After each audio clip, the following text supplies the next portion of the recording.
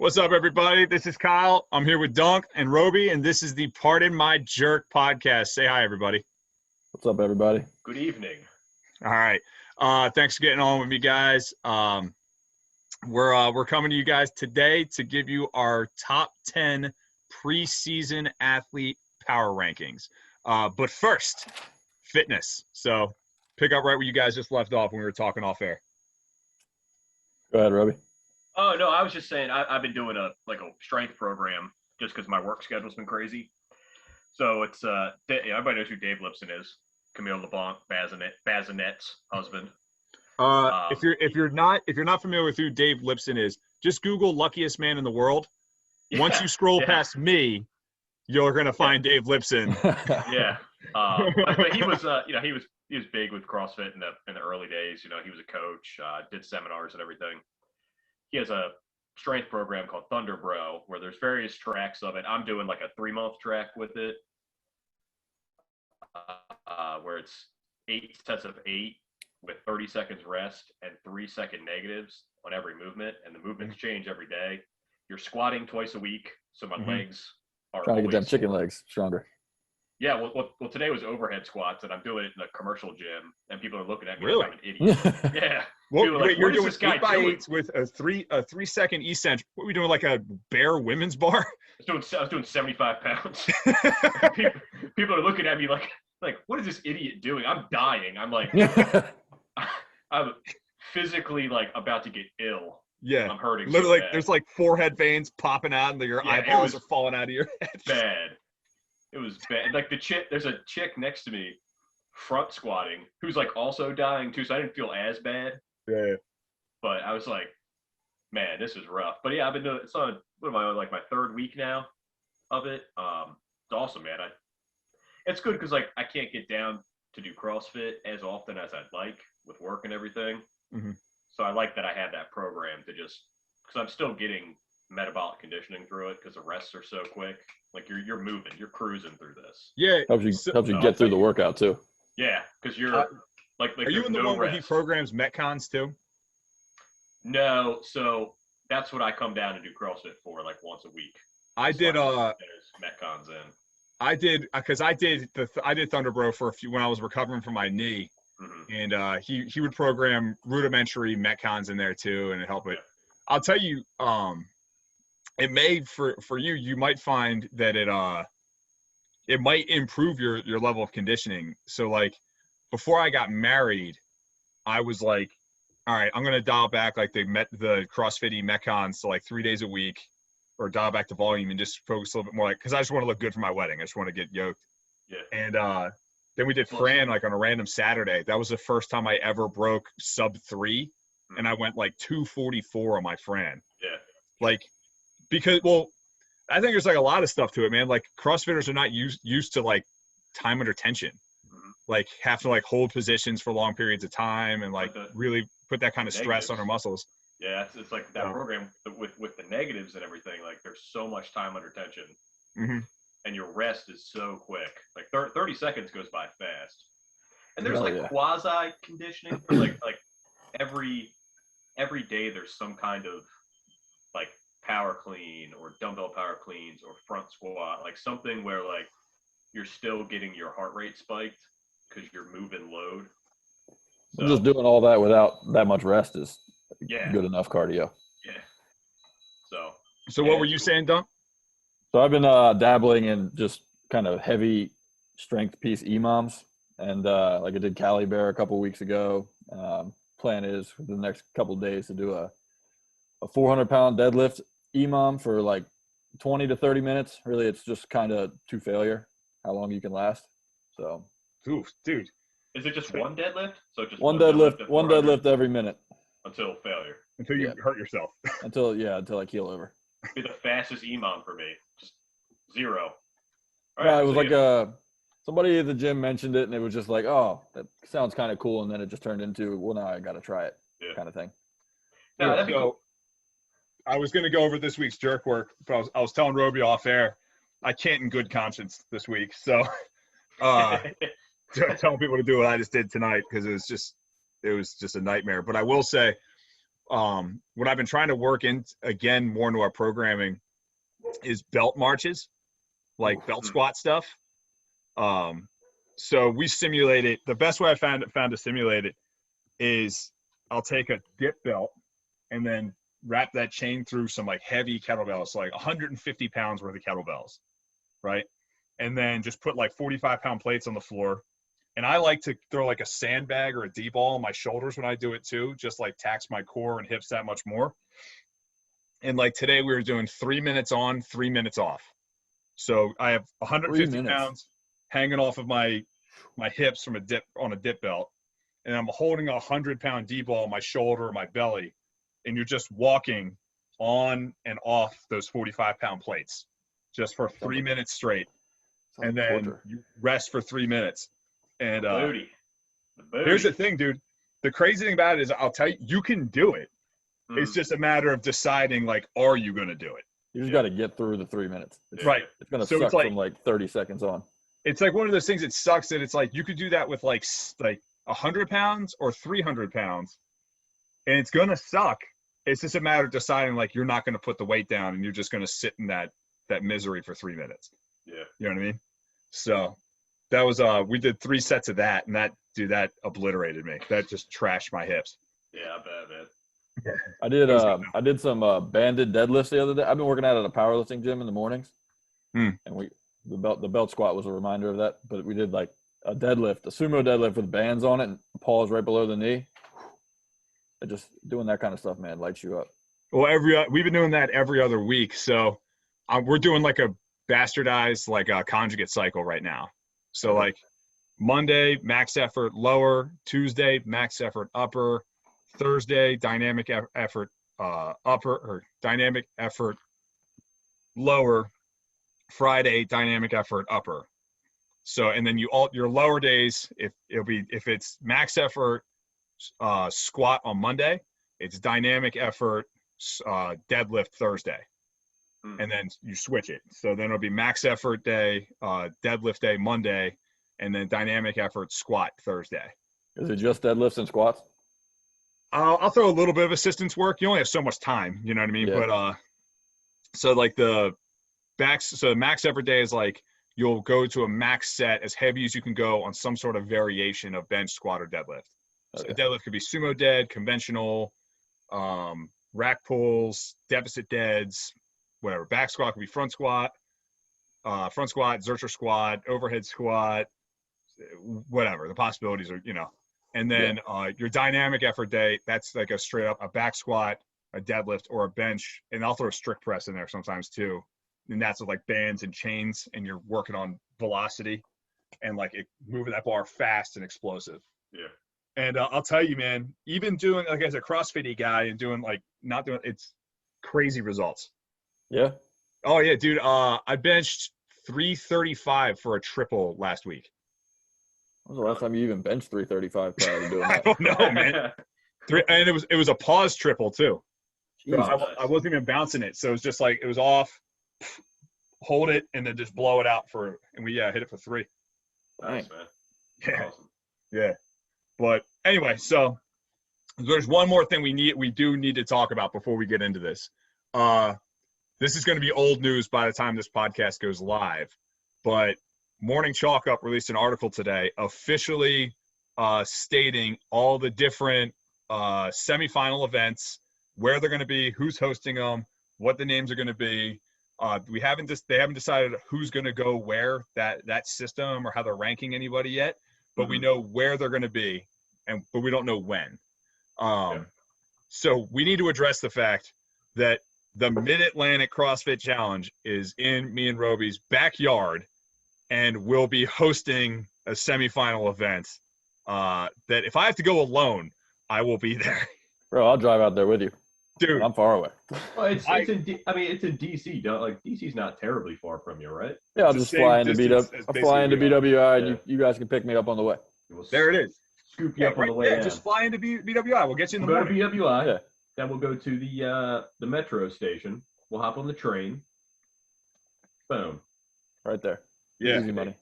One thing I did want to talk about with this, I hate the name of the regional that includes Australia and all the Pacific Islands. Oceania.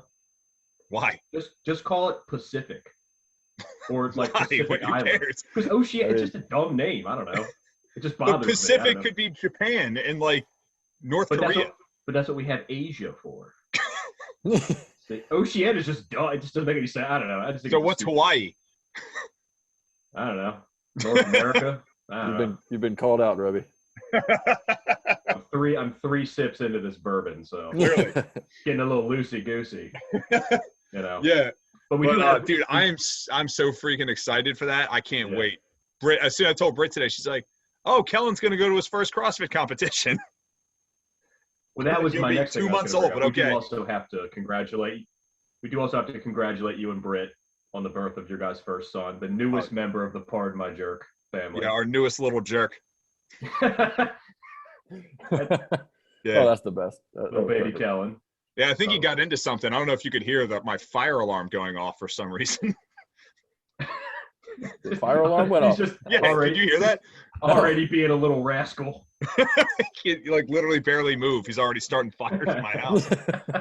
He can't even crawl yet. What a jerk.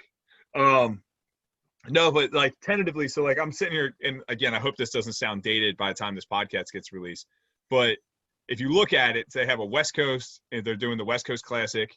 That's going to be a semifinal. They kept Granite Games, another Loud Live, which is fun. And that's going to be in St. Cloud, Minnesota, presumably. And then we have Mid-Atlantic CrossFit Challenge. So it looks like it's going to be West, Central, East. So these are probably going to change though next year though. They also have the Atlas games. Say it again, Rob. They have the Atlas games in Quebec too. Well, I would assume that's just going to be just Canada. I'm assuming. Yeah. You could be. I mean, I could be definitely wrong about that, but the reason I'm assuming that just because Minnesota and Quebec are so really relatively close to each other. Yeah. No, I feel like Mid-Atlantic might be like a 1-year type deal, just because Wadapalooza's got to be one of the spots. You would think. Well, if Loud and Live owns the other 2 spots, there's a good chance they probably want Loud and Live to have that 4th one. Yeah. That's why I'm surprised they didn't give one of the European semis to Madrid, because they own the Madrid competition too that they never got to go off because of COVID. So, but I'm tentatively excited right now. So that's all the more reason we have to go, because I would assume the Central is probably going to be like Texas up. I don't know how far east or west it may necessarily go, but I mean, you're looking at, if it's all the East Coast athletes, right? That's Noah Olson. That could be Ben Smith. That could be all the Panchik brothers. So did they say that you couldn't travel Aramo. to? Did they say you couldn't travel to other like parts of the country, parts of your region to? They haven't really said anything yet. They haven't said. So, my guess is they won't. So they won't let Noah Olson go to the West Coast Classic? I bet you they won't. And I've been right so far, because I also said Dubai and Rogue were not going to get involved in this system, and I was right about that. Yeah, but you can kind of see that. Those are such big money grabs, though, that they're just like, we're good. You're detracting from the point. The point is I was right. Doesn't matter. Anyway. Kyle's now patting himself on the back.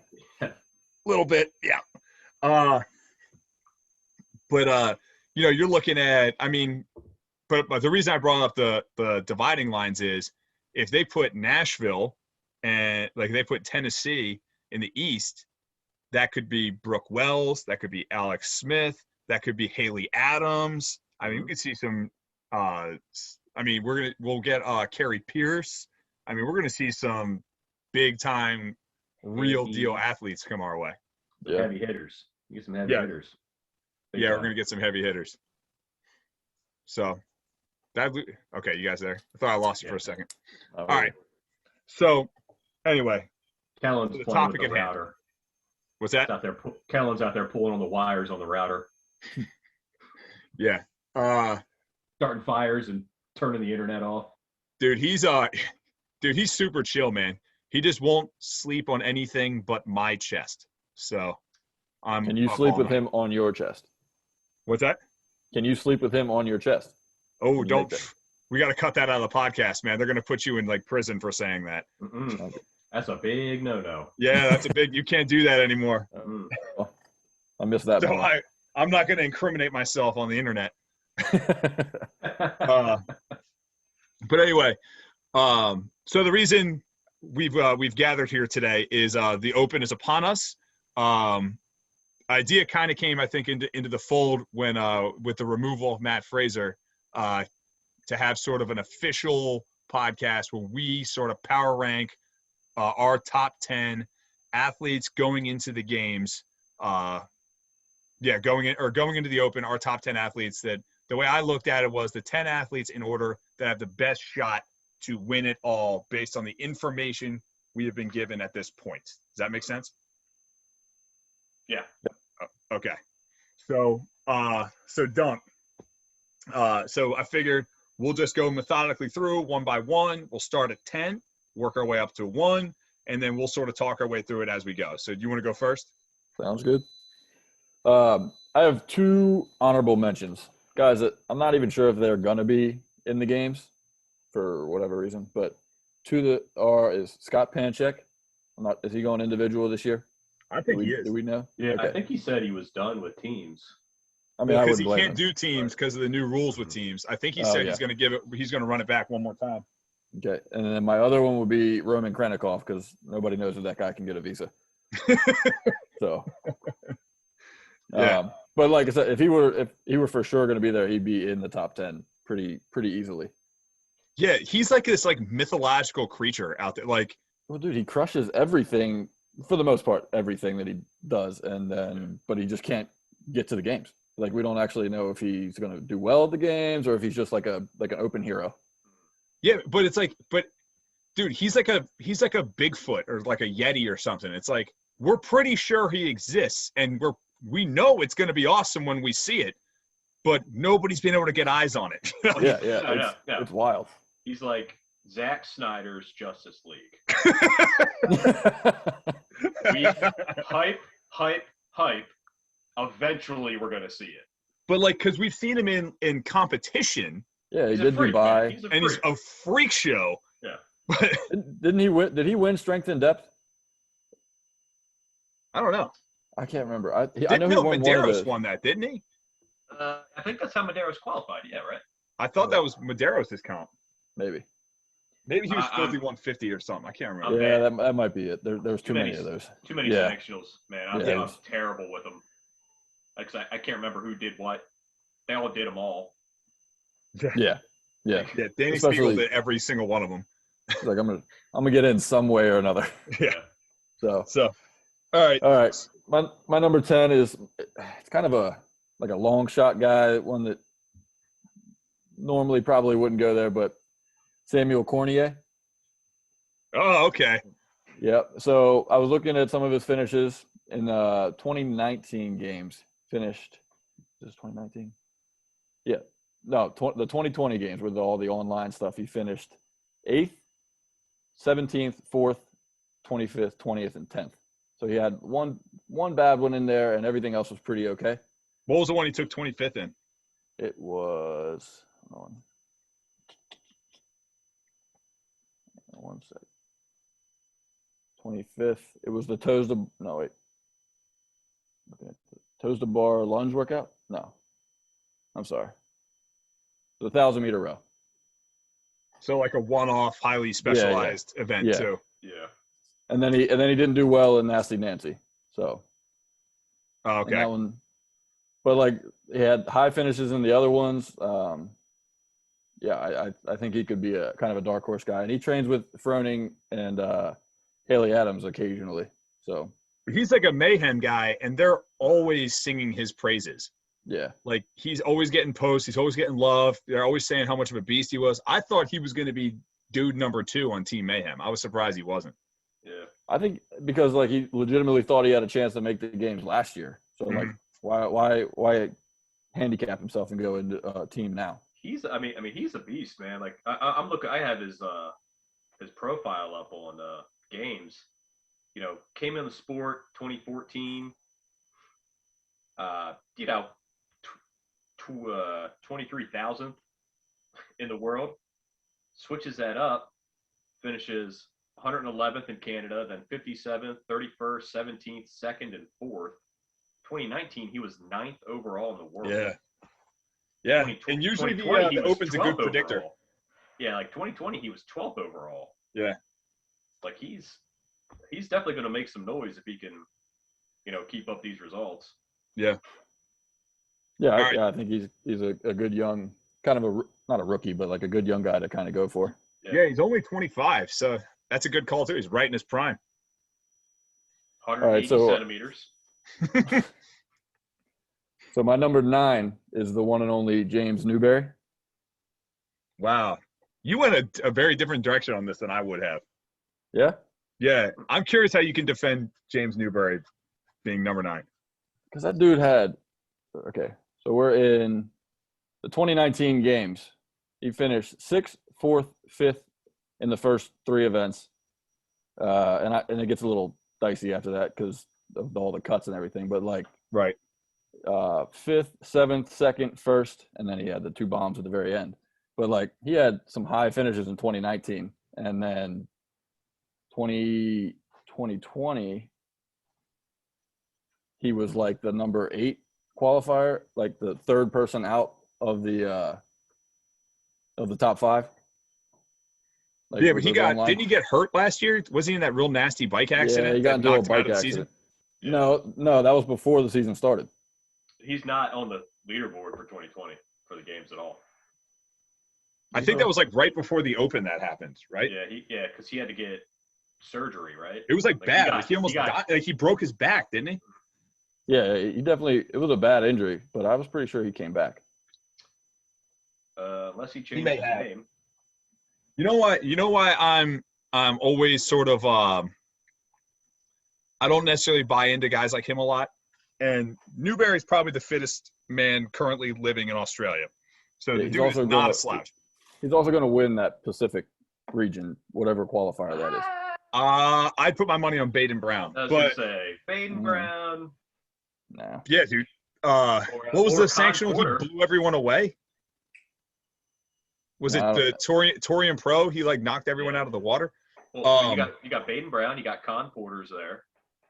Porter's been around, though. Yeah, Con Porter's out. Still, I mean, he's consistent, though, man. He's been consistently kind of average. Yeah. Consistently. No, I don't buy guys like Newberry because you throw in – so he's going to do great when it's like, okay, there's a swim. All right, he's going to knock that out of the water. Okay, there's a bike event. He's going to knock that out of the water. There's a long run. He's going to do pretty well on that. But then it's like as soon as we get to like the CrossFit-y stuff or like some heavy lifting, then he starts eating a bunch of 18th and 20th and 22nd places and then just falls down the leaderboard. But, I mean, it looks like on Instagram, though, he's been focusing on his strength all offseason. He also spent 2 weeks in a hotel room doing burpees, too. So, well, I mean, I think most of us did when quarantine first started. So that's true. So, yeah, I mean, I like him as a guy that kind of like he shoots his shot, he gets top 5 finishes, top 10 finishes, and then he bombs some other ones. But like we said, James Newberry fucking send it award. But like we said before, Fraser's gone, so not everybody's there's not gonna be that one guy finishing in the top 3 every time. So now, see, that's a good point, and how much that shakes everything up because there's not gonna be one dude eating all the points like Pac-Man. Yeah. Yeah. So big.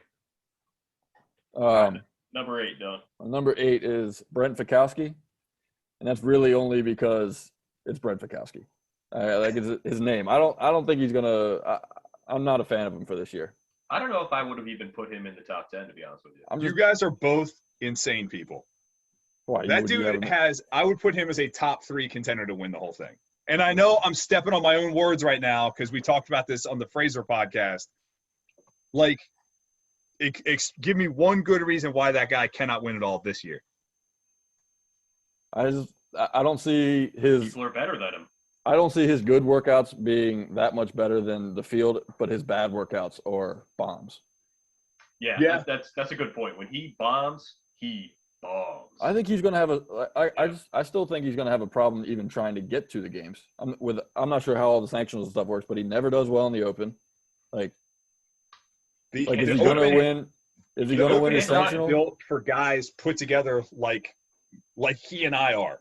Like he's 6'2", he's long, he's heavy. Like the Open's not built for him. But the reason I always give him a shot, especially this year, is because he's like he can excel at a lot of stuff that everyone else sucks. So you're right, because he's a big, long, heavy guy. If you throw burpees at him, it's not going to be a good workout for him. Yeah, but there's another side of that too, where if you throw a workout that is mechanically advantage to a larger athlete, he has a habit of always blowing those out of the park. Plus, he's a phenomenal endurance athlete. Yeah, but the Open this year is going to be so wonky because they're only using 4 different pieces of equipment. Like there's going to be burpees, there's going to be these body weight movements that he's going to struggle with. But he's gonna make it to the quarterfinals for right. sure. Quarterfinals, you only need to be in the top 10%, and then we have no idea what the quarterfinals are going to be. Like that could have GHD sit-ups and like assault bikes and like rope or whatever, because at that point they can throw anything they want in there. Yeah. I don't know. I've lost faith in him. But Doug, I do agree with you with that. Like there are bigger athletes in the field that are better than he is right now. Yeah.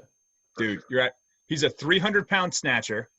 He we absolutely just talked about this like a obliterated. week ago. That there's other guys. We just talked about this like a week or two ago.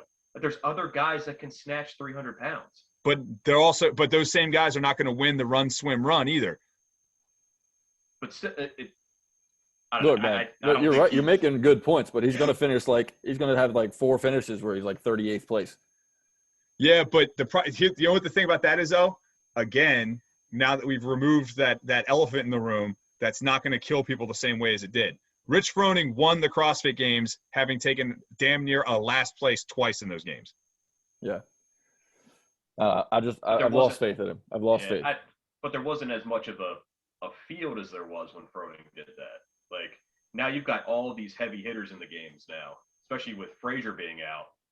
There's not going to be a lot of wiggle room for points now. I don't know. I still have faith in him. But what's your next one, Dunk? All right, you guys are gonna probably laugh at me for this one just because it came after Fikowski, but well, number 7 is Travis Mayer. What? Yep. You think Travis Mayer has a better shot at than Brent Fikowski? Yes. Dude, did you do that thing where you just had like the way like you have a dog pick your March Madness bracket where you put treats in front of different names? No, I had Teresa come over here and close her eyes and just kind of pick names. No. Travis Mayer. Why Doug had to move the podcast back to 7.5 is because he's like, I didn't do my list yet. Because he had to smoke a bowl before doing his list? No, dude. Travis Mayer finished ahead of Brent Fikowski in 2019. He finished ahead of him in 2020 when it came to the online stuff. Now, Roby could possibly call me out again. Hold on. No, Travis Mayer finished Keep talking. Fikowski finished 15th. Okay, yeah, Roby called me out again. I don't know why I'm messing up with my stats here, but Mayer did finish ahead of him in 2019, and I think Mayer's due, man. I see it. I think it's going to happen, at least as far as getting into the top 10. Okay. He's been in the top 10. Yeah, I mean, he's a good athlete. He's strong. Yeah. He's strong. He's good at the grunt work. I will cede this because I do feel bad for Travis Mayer for my comments. He is underrated as an athlete. Sure. I mean, he's that guy that everybody's like, oh, he's kind of there. He finishes pretty good every time. Well, he's just not he's not flashy like the media. Like he just doesn't do the media stuff. Well, nobody really talks to him. Nobody really just like, I'm just here. I'm just competing. There's also something to be said about the guys that it's like he's not flashy and that it's not like, oh, it's the 1 rep max front back squat. Like he's going to run away with it. But there's also something to like not sucking at anything. Like, never take a 35th place. Mm-hmm. And I feel like he doesn't do that very often. I have to check the numbers on it, but I feel like that he doesn't do stuff like that too often either. I mean, if you look at his finishes in 2020, he had a 25th on Fran, 9th on the front squat, 24th, 4th, 18th, 15th, 17th, 19th. Then he's another big athlete that's going to struggle with some body weight stuff. Yeah, he's still consistent though. He's 5'11". Is he? Yeah, I would have definitely said like 6'1" or 6'2". Still, that's taller than I would have thought. Yeah. Wow. Oh, really? Yeah. So where? Keep going. Sorry. Go ahead. No, He's I getting just number think, 6. okay. Cole Sager. He finished well. He finished well in 2019. He didn't do that great in the online stuff in 2020. What are you laughing about, Roby? No, You don't like Cole Sager? I'm laughing at Kyle. You're gonna give him a heart attack over here. You don't like Cole Sager? Oh man, the guy just had a baby. You can't kill Listen, him. I don't. I just want to let you talk, and we'll just move on to number 5 because he's a hell of a nice guy. He's going through a hard time right now. Look, man, I like Cole Sager this year. All right, but we'll move on to 5 because clearly you just No, want please, to overpass out. please back this up. I want to hear you justify this. He finished. He had a lot of top 10 finishes in 2019. Mm-hmm. He finished. He was in the top 20 on the online stuff in 2020. He had But like I said, one top 10 finish in 2020, and it was 10th. Go ahead, Roby. Like, Go ahead, go get him. 13th, 19th, 20th, 12th, 10th, 6th, tied for 16th, 19th, 20th. It's another one of these, like, yeah, we love him. He's a Bergeron guy. He hangs out with all these awesome people. He's just done. He's I ran don't his know. course. I don't think he's done. That's tough. He's not going to shake things up this year. He's just, I think he's a He's gonna solid be- bet to finish top 10 like he has in the past. he'll finish top 20, and he'll be 20th like he was last He'll year. be 20th. That'll be Oh, it. He listen, can at least say, I'm top 20 in the world. For the sake of this discussion, Doug, I just really hope the 2021 games have 8 different workouts that involve rope climbs. So Yeah. Otherwise, Or, if or that's the front case, it'd be great too because my girl China Cho would knock one out of the park too. So, no, he's like I said, I don't want to sit here and be mean to anybody, but he's not super strong at all. He's not a good strength athlete. His deadlift is real low. If you remember that 2016, I'm sure he's worked on it since then, but he's not a great deadlifter. His back squat is not good. You know, he's a surprisingly good endurance athlete. I don't think he gets enough credit for that. I think he's just he's the male like he's a grunt work guy. He's just like Katrin. Like he's gonna finish pretty good in most events, and then he'll have a few top 10 finishes, and he's gonna creep around that top 10, top 5 on the leaderboard. He's like from not being a last year. D1 football player, he's exactly the opposite of what you would expect him to be. That is true. Yeah, Like you expect him to be a real powerful guy, and right. You think when there's the 2019 sprint workout, like the D1 safety is going to blow this out of the water. Yeah. You know. yeah. Yeah. I'll just say I don't think that'll be the case, but we can move on. All right, number 5, I got Number your 5. boy Justin Medeiros. See, now you're talking sense. I like Medeiros, but I think he's going to get that sophomore kind of slump thing going. Like, just I don't know. He had so much success last year, so I'm like talking badly about the guy at my number 5 spot. But I don't think everybody's kind of assuming he's going to be like 1 or 2. I'm thinking more he's going to be in the top 10, but not winning the games this year. I don't know. That's just every time you get a rookie in there and they do well, you kind of just expect them to take their foot off the gas a little bit. And that's kind of what I see, but I still think he's going to finish top 10. Yeah. You could say that he also benefited from screwed up game structure as well. And that's tough with all these guys, though, because it's been 2 years of screwed up, like just weird games. Because I know that's the argument Kyle loves to give against Haley Adams. Oh, I'm sure that'll be heard later. She won't even be in his top 10. She'll be like 35th for him because she benefited from a screwed up game structure. Yeah. No, I think Medeiros has got talent, but I just don't think it's all going to come together this year. Yeah. See, everything you're saying makes sense. I'm not gonna push back too much on it. Medeiros to me strikes me as like the guy. If I was gonna like put together a starting 5 basketball team of CrossFit athletes, he's like a guy I'd want on my team. Like he just strikes me as like a great athlete. Like he moves well, he picks up skills really well. and just really enjoys kind of grinding and just kind of finds a way just to enjoy the day in and day out of it. He's got like a childlike joy out of training from everything I've seen it with him. Yeah. And he's got a great coach. So great haircut too. Great haircut. He's got a good haircut. I also think he's getting kind of a boost just because he's like the only person Frazier's ever like spoken well about. Oh yeah. The only person he's ever name dropped in a good way. Yeah, his stock flew through the ceiling after that, right? Yeah. So like he's definitely getting a bump there. I feel like since Frazier's retired, his like social media, he's gotten so much friendlier on social media. Yeah, right? Like he just like posted photos of like him and Sammy eating charcuterie. That's because he doesn't care anymore, man. Yeah, he's just like, whatever. Like I don't have to be mean to everybody anymore. He's living that vacation life. Let's take a sidestep just for 5. I'm time capping this one at 5 minutes. Okay. But so Frazier made the comment the other day of like, oh, everybody says they want to win the games. Everybody says that they sacrifice everything in the world to compete at the highest level. He goes, and they say all that right stuff, but then you look at their social media, they're going out to eat every night. They're going out with their friends on the weekends. They're like you know what I mean? Mm-hmm. They're posting the food they're eating, and it's not great.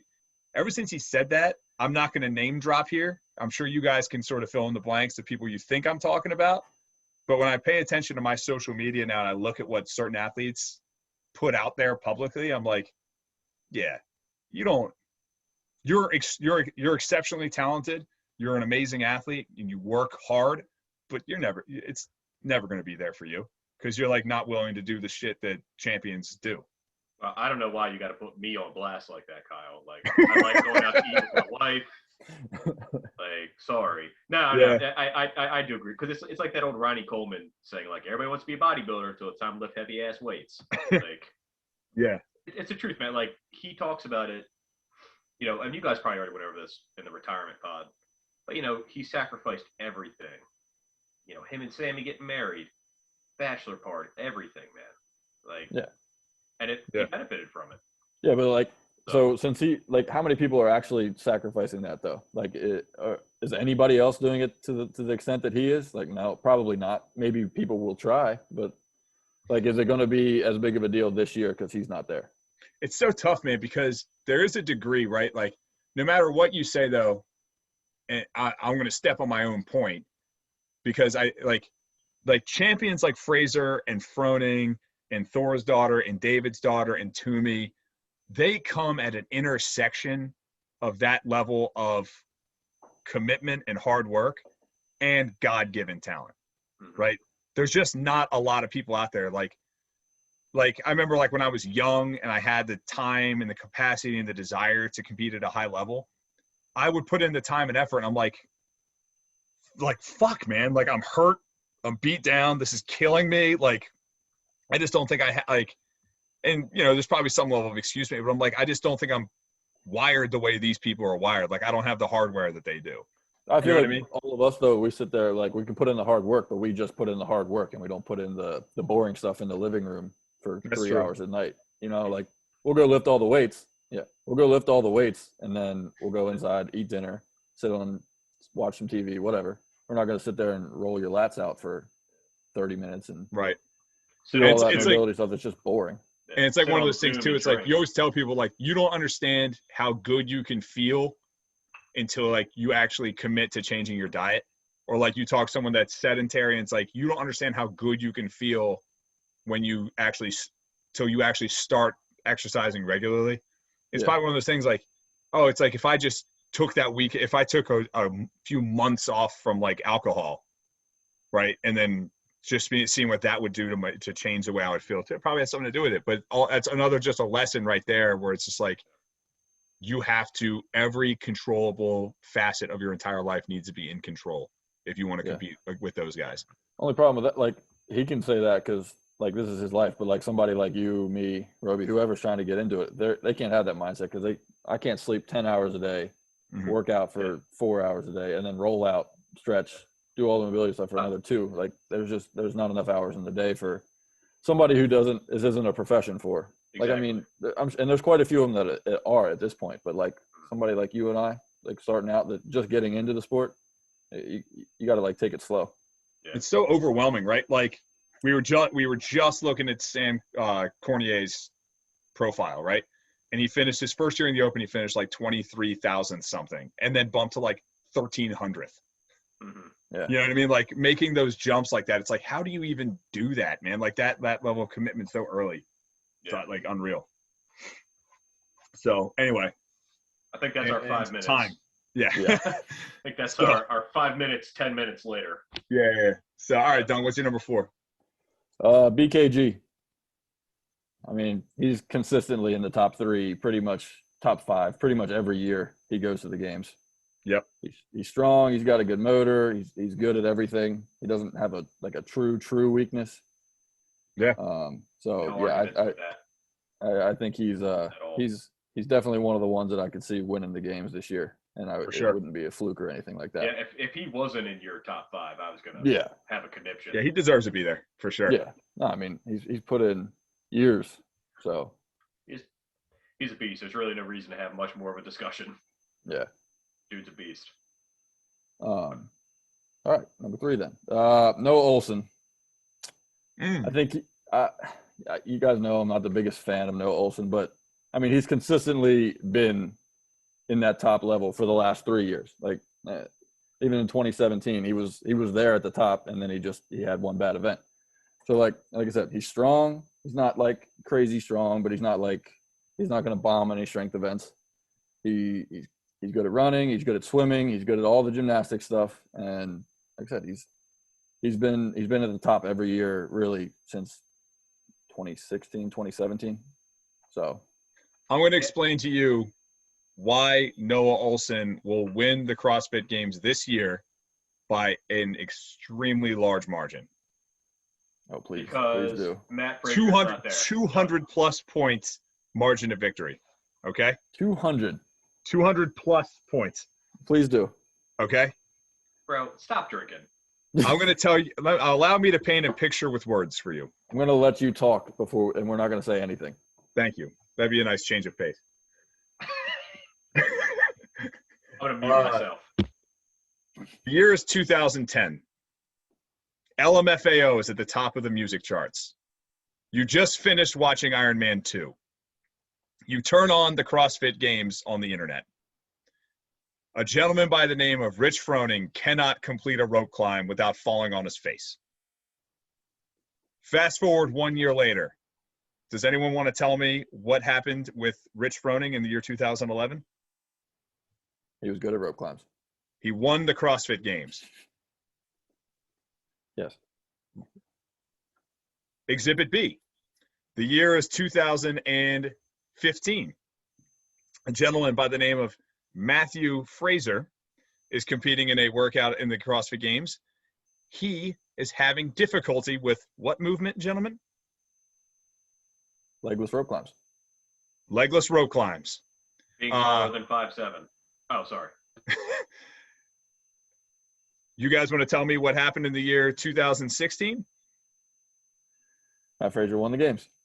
By the largest margin in men's points history at that point. Okay. The year is 2017. A gentleman by the name of Noah Olsen is competing in a workout called the 2-2-2-3 intervals. You want to remind me how that went for a guy by the name of Noah Olsen? He fell off the rope. He fell off the rope several times. So what I'm telling you is now that Matt Fraser is out of the fold, this will be the year that Noah Olsen wins by 200 points. You want to know what's like good about your story that you're wrong about? It's like Froning won the next year. Fraser won his next year. So Noah Olsen's going to win 4 years later? Like you couldn't fix his stuff prior? There is no continuity to your story. Like you were doing great until everybody realized how it was going to end. Awful. Nah, dude. I'm telling you, this is the year for Noah Olsen. This is the year Noah Olsen is in first place for a portion of the games and then blows it. No, dead ass though. Dead ass. If Noah Olsen can eliminate the bomb events, because he's pretty much good. He's going to finish top 10 in almost everything, and then he's going to give you 2 events where he would have been better off just sitting there and just like pissing his pants after. Which is weird though, because like there's no real reason for him to have the bomb event because he's not bad at anything. If you go real heavy on him, he's going to finish middle of the pack, and that'll hurt. Yeah, but that's not a bomb. But he has issues with stuff, I feel like, when it's something he's not really expecting or prepared for. I don't think I think he's got issues with like pushing past the red line. Like he's really good at getting to the red line, but like doing a workout at the red line and then just pushing through because he knows he needs to win. Like we saw at 2019. Like he's sitting there doing singles when he knows he needs to win, but he's not pushing his pace any further than what his original plan was. So it's like if you're not willing to make it hurt just a little bit more, like what are you doing? What do you think happened to him in 2020? I don't know. Why was he not more successful? I don't know, because he should have been the number 2 guy. Man bun. That is a good call. That's why. No, I don't know. Like he didn't do well in like a lot of the workouts. Like he didn't do well in the first workout. Like, and you would think a muscle up in just a moderately heavy bar. Like he should be able to handle that pretty well. Didn't do well in that. I think he just overexerted on that one, like because that was right up his alley, and overexerted what? It, like there was no real way to overexert yourself, though. I feel like but he was failing on the jerks in that workout. Like, okay, if you take out, because he did, if I'm looking at it right now, he did well on Atalanta, right? If he finishes 4th on Atalanta, which is where he finished overall, like I think he finishes 5th out of 5 in the games this year. Which that was surprising. I think you're right, yeah, because he was pretty much 4th or 5th the entire way. Mm-hmm. Like he got 2nd in Atalanta. Yeah, I mean you have 5th, 3rd, 2nd, 4th, 5th, 4th, 2nd. Yeah. Yeah. So, anyway. Not a great showing, but yeah, I was real surprised. Like I didn't expect him to win, and I really didn't expect him to finish number 2. But that was just basically a personal thing that I don't have much faith in him. I thought he was taking 2nd again, considering he had to beat Jeff Adler, a rookie, and Justin Medeiros, and Sam Quant, who he's not bad, but there was no reason to expect him to be better than Noah Olsen because he's never finished ahead of Noah Olsen in his career. Yeah. So you're right. Yeah. Yeah, I don't know what was going on. Maybe just the different change of scenery, the different environment. Maybe he really feeds off of crowds. Maybe, yeah. Yeah, could be. So, but all right, number 2. I like him to be up there though. My number 2 is Vellner. I like Vellner. I think there's really nothing to say. I mean, yeah, like if he's healthy, he's another one. If he can avoid the problem with Vellner is he would be on the podium every year he's ever been in the CrossFit Games if he can just avoid the random just shitting his pants workouts, and not even like a mental like a strategic issue or he couldn't handle it, like literally falling off of the obstacle course. Yeah. Or like where he had the one where his bike chain broke. Like that's not his fault. Yeah. Right. It's like or the run swim one, like the run swim run where he took 38. Yeah, that was weird. That was just. But he's just not an endurance athlete. But he is a decent endurance athlete, I think. He's decent, he's but he's something good like at that that kind of stuff. Maybe he's just not a good swimmer. Yeah. But I don't know. He's always up there. Maybe Fraser retiring just lights a fire into him and works on some of these things that maybe the mental game that he's got just focuses a little bit more so he doesn't have these 38th place finishes. Yeah, I'm scrolling through them now. Just the random, the sprint couplet, he took 35th. In a workout with bar muscle ups, the former gymnast took 35th place. I feel like he's a guy that's like, man, I'm not in the top 10. All right, I'm not pushing it. I could definitely see that. I'm just all right. I'm mailing it in. I'm just gonna kind of get through this one. Trying to go have some beers with the boys. Yeah. Just trying to get out of here. I heard a funny story about that I can tell you guys off air. Nice. All right. Number 1, Don. Number 1. Okay, so tell us your number 1 and explain to us exactly why it is Jeffrey Adler. It's not. All right, sorry, Matt McLeod. Tell us why it's Matt McLeod. My number 1 is Chandler Smith. Yes. Chandler Smith, dude. Yes. Yep, I went for it. It Uh, wasn't gonna be him, but then I just started like I watched My some of the guy. stuff. Like that dude is a freak show. He can just That's like true. get some of the form stuff down, be a little bit more efficient. Like he is just a maniac. That dude has tighter calves than I do. No joke. Like, I dream about having a chest like his. Yeah. Just saying. Yeah, dude. I saw a picture of him today wearing like his like army sunglasses. Like this dude would make Wesley Snipes in the 90s blush. No, I think he is. He's due. He's got a good mindset. He's driven. Like Mhm. he's gonna put his foot down and go for it. I think he could win it this year. He might be the only dude on the planet Earth where it's like if he got a role as a superhero in a Marvel movie, they'd have to tell him like, listen, man, we're gonna need you to eat a few more brownies. You're a little too diced up. Yeah. Yeah. But yeah, You look jagged. You look like you would hurt to hug. Nah, Doug, I totally agree. Like, I agree with you. He's definitely due. He's got some weaknesses, obviously. Some of the gymnastic stuff, handstands, terrible. But like I said, we've established that everyone has some weaknesses. Correct. But if he can, but if he's been working on them in the offseason, can fill the gaps, he has a legitimate shot to win the games. Plus, he gave me double guns at the Rogue, so I'm always rooting for him. Oh, I want to make it very clear. I don't think it will finish in the top 5 at all. But you don't? No, I don't. Yeah. I think he's going to blow the Open out of the water. But like, if you go back and look at like how he performed in the 2019 games when he had his shot, he was like fine. And he wasn't particularly impressive. But he's a phenomenal deadlifter and he's amazing at burpees. He's a pretty decent runner. He's good with grunt work type of stuff. Strength is solid, but I think there's like some mental gaps that go on with him as well. And then like technical issues I think he struggles with a little bit. He did have 2 top 5 finishes at the 2019 games. In what? He did. He finished second in first cut, and then 4th in on the ruck. Well, he didn't do well. He didn't do well on the. Yeah, I mean, the guy in the Army is good at ruck. Yeah. But I mean, you guys talk about all the time about how much you loved first cut, so and how good of a workout that is. So if he's hanging with the top dogs in there, so yeah, elite level wingspan on that dude too.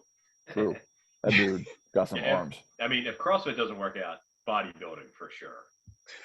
Yeah, like for sure. All right. Well, you guys ready to flip to the women now? Yeah, now that Dunk just completely botched that. We need to keep track of these. We need to keep track of these and see how many we're right on the money for. Hey, it's fluid, okay? This is a preseason power rankings. All right. So, my number 10. See, I thought I was going crazy. I don't know. My number 10, I'm going to come out hot. I don't think you guys are going to like this one, but Miss Ragnhildur Sara Sigmundsdóttir. Totally fine with that. Yeah, I think she should be in the top 10, but not like not higher than 10. She's like I can't in good conscience not put her in the mix. It's she's new coach like thing that it's supposed to matter for some reason, but I couldn't budge her past 10. Why is that such a big deal in CrossFit? I don't think it's a big deal in CrossFit. I think it's a big deal for her. No, but like everybody freaks out when someone gets a new coach. The only people that have gotten new coaches are like Sigmundsdóttir and then Brooke Wells. But they just keep bouncing, really. Yeah. Like who else has really gone through coaches like that? Frazier, I guess, kind of. Yeah, but he just left his Frazier coach. Basically, just did his own thing and kind of just stumbled upon Shane as a coach. Anyway, yeah, I do agree with having Sarah at 10. She's kind of like Brent Fikowski for me. She's there. She's going to probably do pretty okay, but I don't think she's going to win. The thing is, I would have had Tommy Marquez kind of go to bat for her, and it was just like, make of it what you will, but basically she had like, if you look at her previous finishes, just take this year out of the mix. I don't know what was going on, right? Mm-hmm. Basically, she had like a lot of stuff happening. Well, she was injured in 19 and 18, right? Like she at some point got injured. She got like injured during the games both those years. And then 17, I think she was like sick. So it's like, if you look at how she performed before all those things happened, she was right on brand with Sarah Sigmundsdottir. It's just something happened, right? And Yeah. I would have to go back and read. I know there's just things that have happened, and I hate making excuses, but I mean, stuff happens. You know what I mean? So I just want to give her a shot. Yeah. Number 9, I went Christy Aramo O'Connell. So it was between her and Brooke Wells for me. And I give the advantage to Christy Aramo because she moves exceptionally well. So basically, when you look at Brooke Wells, she's elite with moving a barbell. Christy Aramo, elite on the endurance stuff. Both are pretty relatively equally represented within the games. So I'll give it to the person that moves well first. I mean, Christy finished 9th in the games last year, so. I don't know. I feel like Brooke Wells is like sneaky good at some like she's a sneaky good handstand walker. Like she's super strong. But she doesn't move well. And then she just, like, I don't know what it is about comp train athletes. They all tend to struggle with upper body pulling stuff, like muscle ups and rope climbs, pegboards. Like, yeah. I agree. Christy Aramos should be in the top 10. She wins almost. She's up there with like Holte and Tia on all the long runs, the long endurance stuff. Sure. So she should be there. My number 8, I went Haley Adams. I'm with Robio. I'm surprised you even put her in the top 10. You got to put her in the mix. I'm not gonna. I'm surprised you even did it. Way too low. No, I'm not that big of a hater. I just, it's a tired argument for me at this point that selection process for the last 2 years has rewarded people in an unbalanced way. But she's not particularly strong. She really struggles with the barbell a lot. I know she's better. She's gotten stronger every year. She's gotten stronger every year. I'm not going to take that away from her, but she's still nowhere in the girls that are in front of her. She's not even close to them yet. But if you take out her basically having like a massive hemorrhage from her hands during Atlanta this year, the last workout, but she takes 3rd. Right. I mean, out of 5. So she took top 60%. But still, you can't dock her for that. You can't dock her for a global pandemic. No, but I'm just saying I haven't seen anything out of her yet. And just when you watch her, she's not a particularly technical athlete. She doesn't move well, really. She doesn't move a barbell well. She runs well. She does all the gymnastics well. Her gymnastic stuff is not great. Like, yeah, she's like if you watch like her muscle ups and that type of stuff, she's kind of messy, man. But she finished 2nd in the 2007 reload. She tied for 4th in the handstand hold. That's great. Listen, I don't hate her. She's a tough one to argue because they're never going to do that again. Yeah, I mean, yeah. So that's where I'm at. Look, I put her on the list, guys. Okay, put her on the list. She's a freak show athlete, elite level mental toughness. Her potential is through the roof. I just haven't seen it yet. And I have reason to believe that it's not there yet. Yeah, I would put her higher, but yeah, I get it. I think for me she'd be a top 5er, but number 7 for me, Jamie Simmons (Jamie Green). I feel she's just like Christy Aramo. Maybe she's better gymnast, Stronger. Definitely not the same level endurance athlete. I would put her below Aramo. Really? Yeah. Jamie Green is lived off of her finishing in the first in the Open in like 2016 for the last 4 years. That's where you're wrong, Dunk. All so right. I started my rewatch of the 2017 games today. I had it on the background, and dude, she won Amanda 45. She's a freak, man. Yeah, like the most generalist, like all-encompassing, like CrossFit-y workout, like that you can do, like 45 muscle ups, 45 squat snatches at 95 pounds. And she blew it out of the water. Also, she won the games on the team side with CrossFit Yaz. Don't forget that. Mm-hmm. And the Open Dubai too, right? Yes. No, a couple years Dubai. ago. Well, I mean, before anybody went to Dubai. No, that was like Sigmundsdottir and stuff there, right? No, the year that you're thinking of, Briggs won the Dubai. Briggs and then Sigmundsdottir and then Jamie Green. And we said it earlier. The Open tends to be a good predictor of games finishing. My number 6, Katrin David's daughter. Yeah. I got that. Yeah, you're right. She has to be up there, but Yeah.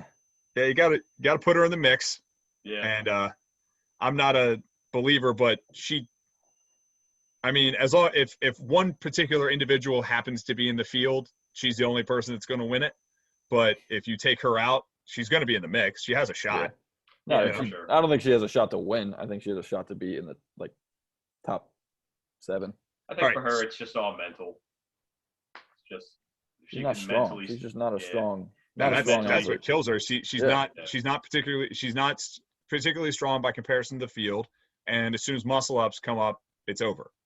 I feel like she was stronger in 2016. I feel like her strength numbers have gone down. It's probably not.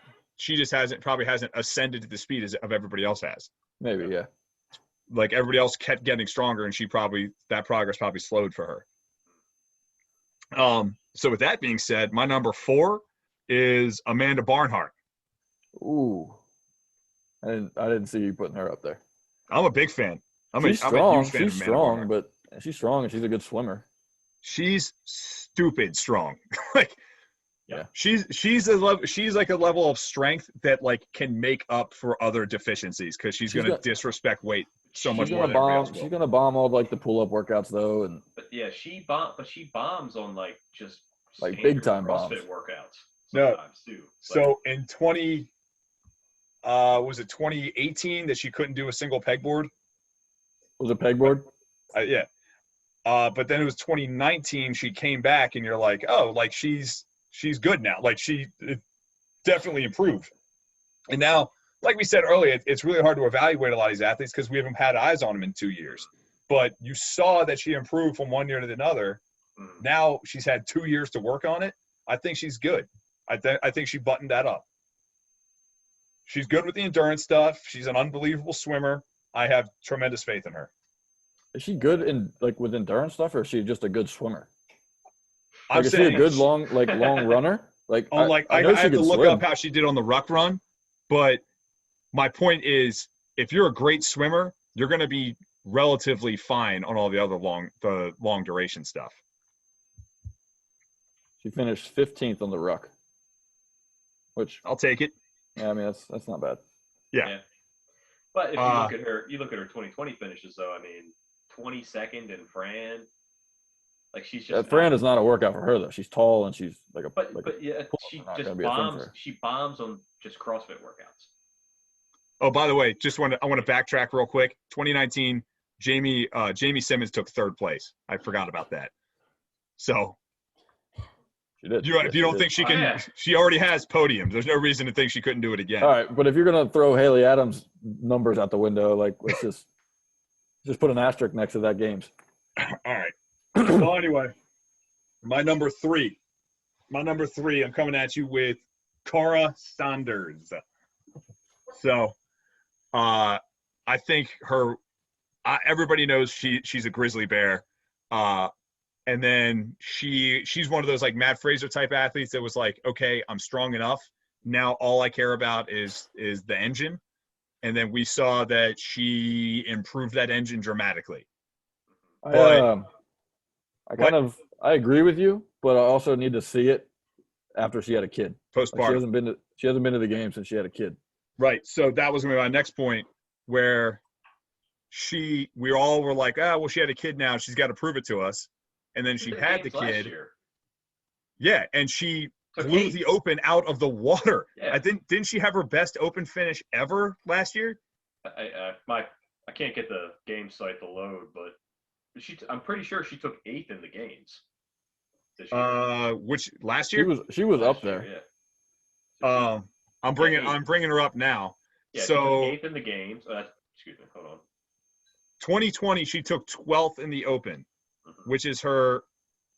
She was pretty much right after having a kid. Right. So she's actually had years where she took 2nd and 3rd in the Open, but it was a good finish for her. It's I take Carl Saunders just because I think she is like has unbelievable mental toughness. I think she's a straight up killer out there. Which is And weird to say because she wasn't like that early on in her career. no, but I genuinely think like becoming a mom and going through being postpartum and all that, like I think that affected her. I think it changed her. You don't think that she had unbelievable mental toughness when in 2015 she had to be carried off the field from Murph from That's fair. finishing after she like literally almost passed out on the run? That's fair. Like I'll give it to you. I'm sorry, like, Cara. Yeah, like she's been a bad chick since she's been around. Like she just started a family with her husband. Like it happens. Right. So she had to take a year off. Yeah. No, I agree. I agree. So. She should be up high, but yeah. Plus, she's an Australian, so if you give her a bicycle, if you put her on a swim, forget it. Unless she's going against she's the strongest one out there. Yeah. One of the strongest ones out there. Right. It's like the strength stuff. It's I almost like she makes me laugh because I feel like anytime she sees big strength numbers come up, she just kind of giggles. Like that's cute. Yeah. Like if I touched a barbell for 2 weeks, I'd be snatching 300. So I don't really give a shit what your clean is. Like, like she's like, I have to actively not lift weights, otherwise I get too big and strong. Okay, so my number 2 is Carrie Pierce. I just think she's ascending. She has like elite level abilities in specific tasks that I think will carry over well for her. I think she seems to improve every year. That chick loves the grind. She loves the day in, the day out. She strikes me as someone that has like that champions type of mindset that just will put everything into it. I think if there wasn't somebody else in the field, she'd be like, it would be hers to lose this year. Yeah, but she is not strong. Yeah, I was gonna say she loves everything about the sport, but getting stronger. Yeah, but weightlifting. But her overhead press is amazing. Yeah, but like her arms are her about 3 inches ability long. to press is amazing. Okay. Yeah, but I mean, she's not strong, but like she's always had a strong overhead press. But her arms are like the size of my forearm. Well, she's a gymnast. Like, of course she's strong overhead. Yeah. Like, yeah. It's her thing. No, I think her strength deficiencies are too much to overcome to be that high. Yeah. Yeah, I would not have put her at number 2. I would have put somebody else at number 2. I'm looking at her numbers from the online portion this year. All right, she took 22nd in the front squat, which is not great. I'm going to double check on what her Olympic lifting numbers are, but like, dude, 10th in Friendly Fran, 4th in Damn Diane, which should surprise nobody. But Nasty Nancy, she took 8th, like an endurance workout. Would you expect her to finish like top 3 in Friendly Fran? Yeah, the pull-ups, man. I guess. I think I guess it's really just like the leg strength for her. It's like that's like really the thing that's going to be her downfall on a lot of the stuff. Yeah, she's got a 290 back squat, 220 clean and jerk, 195 snatch, and a 400-pound deadlift. And a 220 clean and jerk at this point is not getting you through some workouts. Yeah. Well, I mean, in 2019, the women's clean started at 225, and she failed it. Yeah. So, like I said, like there's going to be some workouts where she just physically can't do it. Yeah. But I'm looking at it, dude. First cut, she took second. Second cut, she took third, right? And then on the ruck, she took 13th. Like for someone that you would not expect to be a great endurance athlete, right? I'm just a big believer of hers. She won Murph in 2016. Correct. Yeah. There you go. I mean, if she sees gymnastics in a workout, forget it. It's over. And I mean that with her against anybody. If it's a gymnastics-focused workout, she's going to beat every single person. Let me ask you this. Why didn't you put Kristen Holta here? She's injured. Oh, really? I actually didn't know that. Yeah, I didn't know that either. Yeah, I have like my honorable mention list. I love Kristen Holta. Like, she might be the biggest savage of anybody in the games. That's why you guys did the list this week and I didn't, because you guys remembered that stuff. Yeah. Because I was like, where's she at? I know. I was waiting. I talked about. I didn't know she was injured either. Yeah.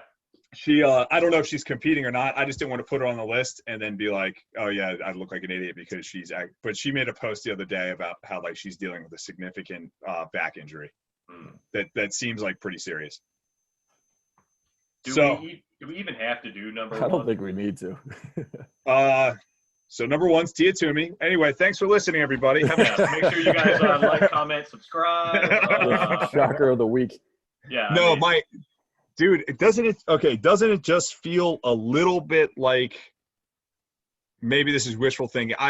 Tia Toomey is obviously amazing. I'm a huge fan of hers. Like, I love watching her win, but it does feel like it's been a little bit of radio silence. Like she also hasn't been super as into it as she has been in the past.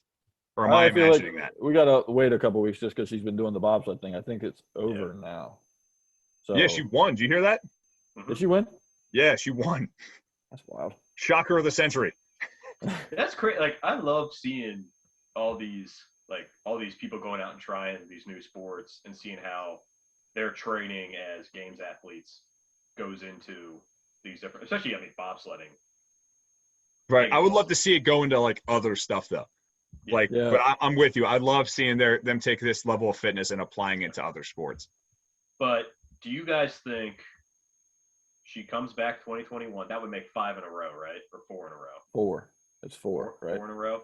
Or no, 5. 17, 18, 19, 20, 21 would be 5. Yeah. So you think she comes back 2021, smokes everybody by 400 points again, and says, okay, thanks, bye. How much did she win by in 2018?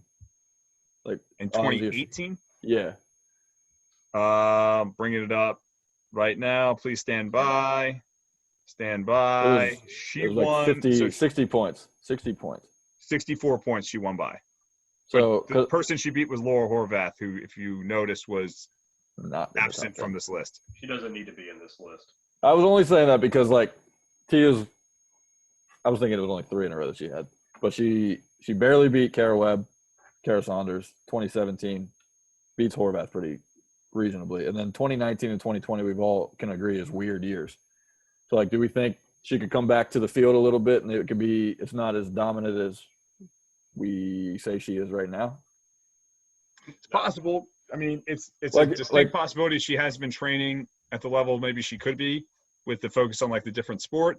Because it's like you don't need her necessarily to suck. You just need her like to take enough damage at the wrong times to maybe lose that spot, or somebody just have an out of body experience. You know, I don't think she's going to lose, but I don't think she's like Fraser level dominance, like for the women's. You know what I mean? But even doing the bobsled, like that was her off season that she did this bobsled thing, basically. So she's like did it for fun, and now she can go back to training. Right, like she might be just like now in straight up open prep now and ramping up for the season, and you know, I think we've come to realize that they don't do much open prep. They're just in shape all the time. Right. Like they kind of start working out a few weeks before the open starts and kind of just get back into it. Well, it's like because they have the luxury of doing that. Yeah. Like, so it's while everybody else is like burying themselves more in training. Her and like guys like Fraser, they're just sitting there recovering and just rebuilding their bodies so they can just kill themselves for another year. You know, which is kind of a fascinating thing to think about. But it's like, oh, these guys actually only train 9 months out of the year. The rest is like kind of just having fun. Yeah. So, yeah, I don't know. Maybe it's like just a little bit of wishful thinking, but it almost. I think she'll run it back again this year, and I think she'll probably win it again this year. But you know, the future from there is kind of up in the air. How many more years do you think she goes? I think this is it. I think she comes back, wins it this year. She's pretty young. But I think like her and Shane want to start living life. Like, I mean, Fraser's young too. He's our age. Fraser's 31. Yeah, he's our age. Yeah. He's in his 30s. I'm not saying he's like old. Yeah, but he could definitely come back and win again. No question. I just looked at it. Toomey is 27. Yeah. So it's like, dude, you're right in your prime. Like, yeah, she could go for like four. She could go for another 10 years if she really wanted to. Like, I mean, we've seen Briggs do it for the last 10 years. So, right. But you think, but do you think she wants to? No. Maybe just kind of I think it's like once you're financially stable and like you can now leverage your brand into future opportunities, it's like, why would you continue to do it to yourself? Yeah. You know what I Yeah, mean? Like, you're beating yourself up. because here's the thing nobody wants to talk about. The fittest athletes on earth are not the healthiest athletes on earth. Like you guys know, like there's a hormonal tax on these people. There's like what it's doing obviously to their joints, like to like your body isn't meant to handle that level of volume. They're sacrificing things to their body just like the way any other professional athlete does in the name of competing at the highest level. Yeah. So it's like once you can get out, dude, get out. And I feel like they commit, I feel like, more to their training than any other athletes on the planet. And that's like what I'm saying. Like, she comes back for one more year, 5 in a row. She will forever go down as the fittest woman to ever do the sport. It's like, at this point, she's young enough where she can still rebuild her body then. Like, it won't have too much of a toll on her body moving forward. And she can just go enjoy life with her husband. Just go do what Frazier and Sammy are doing. Shane's going to be around, though, because they've got this new company. Shane's going to be training athletes for a while, I feel like. I'm not saying she's not going to go very training. far. No, I'm not saying that either. I'm just saying she's not going to go very far from CrossFit. I just think her competitive career is just going to be over. Just because, like, what else does she have to do here? No. She's got more sponsors that she knows what to do with. She's always going to be she'll forever be the fittest woman to ever be in the sport. It's kind of interesting. We've never seen, well, I guess we have. We saw it with like Anna Tobias and like Val Boral. It's like, it's interesting with these athletes where they're like, I'm either all in or not. And they don't like sort of let the sport just sort of decide. So like, what if Tia was just like, yeah, I'm going to keep competing, but I'm going to give an hour and a half of my day to this every day and live the rest of my life. Like no one has done that at like the highest level yet. Yeah. You know?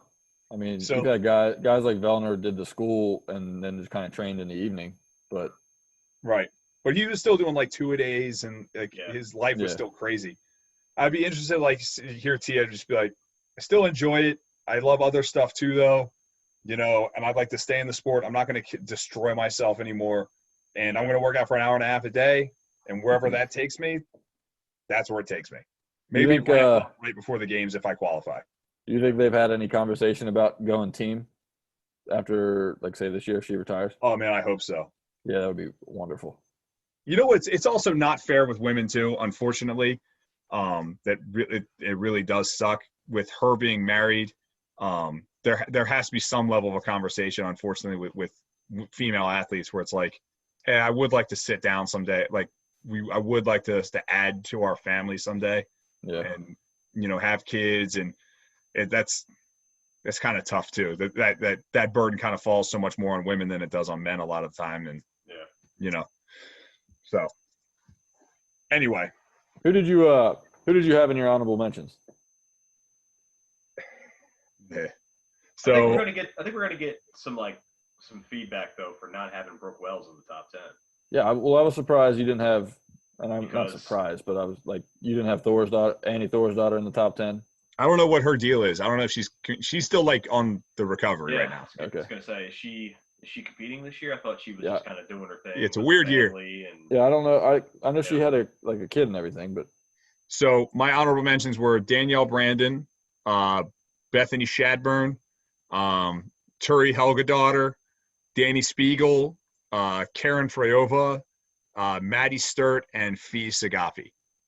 And I threw some names that like in the women's field without fail every year. There's always someone that's like, where did this person come from? I've never heard of them. What like their field is so difficult to predict, you know, because I missed somebody that we've never heard of that's from Greece who's going to come in there and finish 6th. I do like that you put Danielle Brandon on there. She's been like one of those people that I follow on Instagram that you always see her just grinding, always working on something. Yeah. She was on the demo team last year too. I mean, she's a beast. She'll have her day. She's still young. She'll be. I see her as like a top 20. I don't see her cracking the top 10. The one I wanted to put on there, but I couldn't redeem it was Danny Spiegel. I just don't think she's there yet. But I found it's kind of tough to evaluate like the up and comers without the regionals. Right. Yes. It's hard to watch.